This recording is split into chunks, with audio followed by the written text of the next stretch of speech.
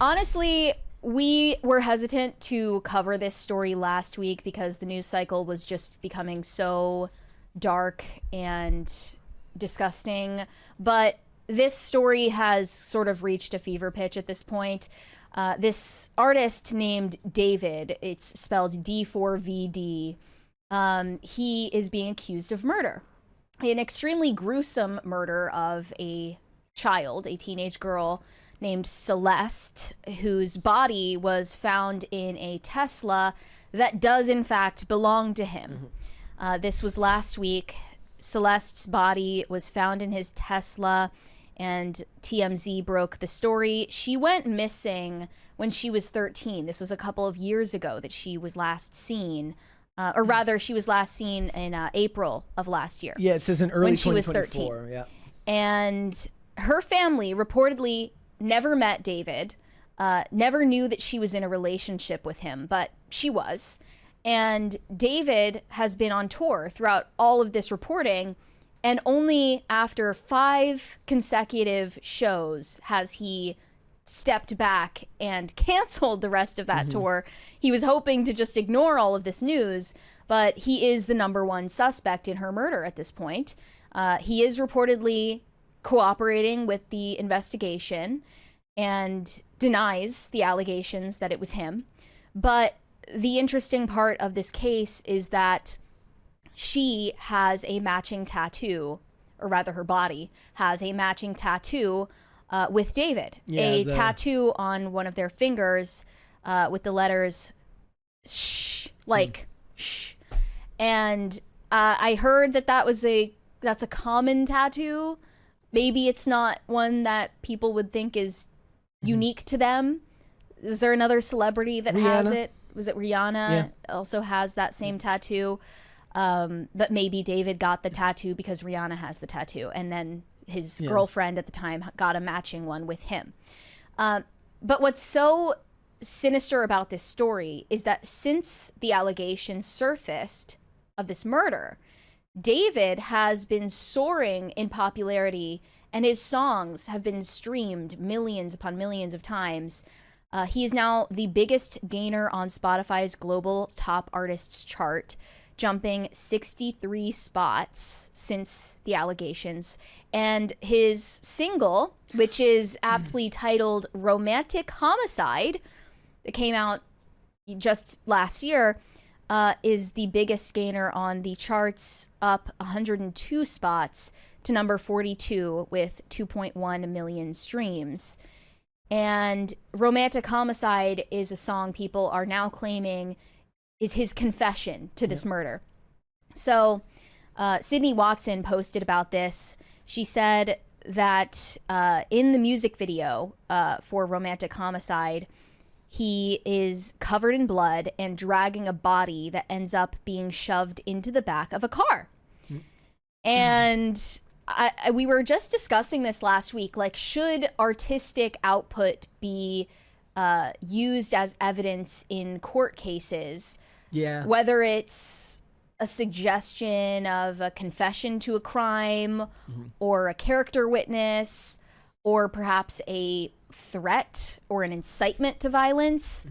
Phil's take as a musician was that artists should not be held legally liable for lyrics that are interpreted as incitements to violence, but they should be held liable if it can be interpreted as a confession to a violent crime that's already taken place. And I looked at the lyrics for Romantic Homicide, and they are vague. I won't sit here and say it would be very hard to make a case confession based on stuff like that. Yeah. It says, "I'm scared. It feels like you don't care. Enlighten me, my dear. Why am I still here? I don't mean to be complacent with the decisions you made, but why? In the back of my mind, you died, and I didn't even cry, not a single tear, and I'm sick of waiting patiently for someone that won't even arrive. I killed you. This is in the back of my mind. I killed you, and I didn't even regret it. I can't believe I said it, but it's true. I hate you." And he explained in one of these genius videos, the lyric, what it means. He said, "I wanted you to feel the emotion in this part of the song, not just repeat the hook, but say it in a different manner with the same feeling that the first part conveyed." So it's not like the thought of her is gone by itself or something that she did. It was something I decided to do.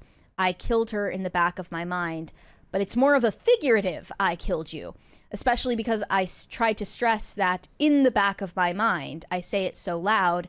So that's all in your mind, because the most secure place you can be is in your mind. So if you're going to expel that thought from your mind, then everything else will just come together. All the pieces will just align. So in a way, he's trying to back out of the statement, I killed you, by saying it's figurative and that it's more that he's cutting this person out of his life, not that he's killing the person. People have also scoured through his social media footprint and found a video on TikTok where he's cleaning shoes. And it's captioned, I clean people's shoes as a side hustle, by the way. People found a picture of Celeste where she's wearing similar shoes to the ones in the video. And they're using this as evidence that he was cleaning evidence of the murder. These were shoes that, in fact, belonged to her. And now her sister, Celeste's sister, has opened her Instagram account and posted on it with a GoFundMe for her family and her funeral as well, which has raised, I believe, $18,000 at this point. They say Celeste was only 15 years old. She should still be here with us. She trusted someone who didn't protect her, and now she's gone. Which either suggests that they do think David is guilty, or they think that at the very least he didn't protect her from whoever did kill her. Yeah.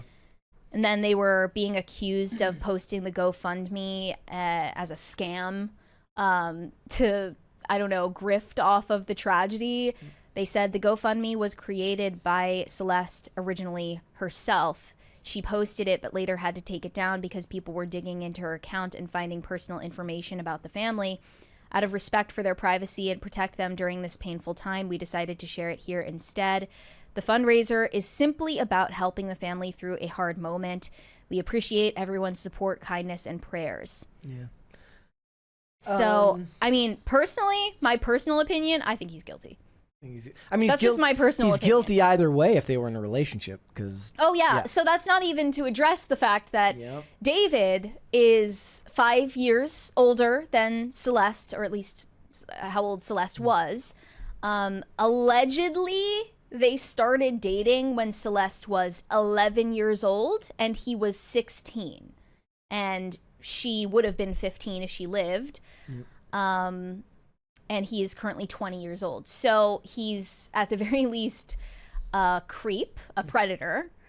And that's to say nothing of whether the allegations against him are credible. But, yeah, he's clearly a dangerous person. People are pointing out that Teslas have cameras. Yes, there's limited storage space. And I think you have to have that mode turned on, right, for it to record if somebody's in the vicinity of the car. I don't know. The other thing that brought up is you brought up the imagery and whether a confession would be allowed in court, and what are artists allowed to kind of use in their art. Did you see this? I saw this earlier and completely forgot about it. Gwar staged the assassination of Trump and Elon at a Chicago concert, like on stage, like a fake assassination. Okay. And people were, like, this is disgusting. This and that. And it just goes, where do you where does the art stop and where does the real world begin for people? Right. Well, the reason we were discussing it last week was Kathy Griffin with the head and this leftist punk band or like rap group was going viral on TikTok for a song where they basically called for the death of Elon Musk and other big tech CEOs, and the argument is over whether that can be something used to prosecute artists. I don't know. I think I'm on Phil's side with this one. If it's about a crime that's already taken place and you're the number one suspect, that could at the very least be used as a character witness. Also, another thing that was a very popular kind of framing of this story was that, with this article here with this reference to the fact that he jumped 63 spots to number 90, they were talking about how Sabrina Carpenter got more backlash for the album covers for Man-Child than this artist is getting, given the fact that he's accused of murdering a girl. And I think that that's a false... it's not fair because she's just a much bigger artist, which is why she got more backlash. I don't think it has anything to do with misogyny. One of the replies said, "Oh, but every woman in the industry, including Taylor Swift and Lana Del Rey and Sabrina Carpenter, are canceled for literally breathing, while this man is a murderer and a PDF file, and now everyone is streaming him." Again, not everybody. There's still way more people streaming the artists you just named, and the thing that comes along with being an artist of that size is you get a correspondingly large amount of hate in return. It's part of being a big artist. Yeah, I agree with that. And I don't think that the spike in streams for his songs is from people who either support him or think that he's guilty and are celebrating his crime, or people who are under the impression that he is being falsely accused. I don't think there's this huge swath of fans that he's gaining because of the allegation. If anything. It's like, oh, I've heard of this person because of this gruesome story. I wonder what his music sounds like. Yeah, that's it's morbid curiosity. It's morbid curiosity. It's not support for what he's done or allegedly done.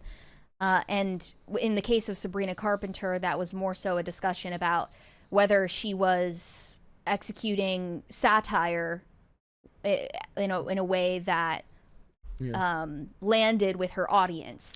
That was a completely different discussion, and it doesn't mean you can criticize one and not the other. You can criticize both for their own reasons. And this artist isn't under arrest. This artist hasn't been taken into custody yet, as far as I know. Just a person of interest, not even technically an official suspect. Though the coincidences are simply too much for people to buy.